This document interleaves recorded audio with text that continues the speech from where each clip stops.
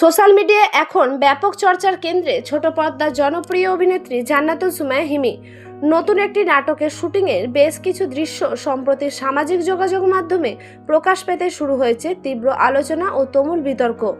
এই নাটকের প্রয়োজনে এবার সম্পূর্ণ ভিন্ন এক রূপে ক্যামেরাবন্দী হয়েছেন অভিনেত্রী হিমি। ছবিতে তাকে দেখা গেছে স্কুলের ইউনিফর্ম বা পোশাক পরনে, তবে দৃশ্যের প্রেক্ষাপট এবং চরিত্রটির উপস্থাপন দেখে সৃষ্টি হয়েছে চরম মিশ্র প্রতিক্রিয়া। সোশ্যাল মিডিয়ায় শুটিংয়ের এসব ছবি ও ভিডিও ক্লিপ দ্রুত ছড়িয়ে পড়ার পর থেকেই নেটিজেনরা বিভিন্ন ধরনের মন্তব্য করছেন এবং তুলছেন নানা বিতর্কিত প্রশ্ন। নেটিজেনদের একাংশের মতে স্কুলের পোশাক কেবল একটি সাধারণ জামা নয়, এটি শিক্ষা, নিয়ম এবং সুনামের এক অনন্য প্রতীক। সেখানে এমন ধরনের দৃশ্য কিংবা আবেগময় উপস্থাপন কোনোভাবেই মানানসই নয়। অনেক সাধারণ দর্শক ক্ষোভ প্রকাশ করে বলছেন, এ ধরনের দৃশ্যায়ন আমাদের স্কুলের ড্রেস এবং ছাত্র জীবনের পবিত্রতাকে এক প্রকার অপমান করার নামান্তর।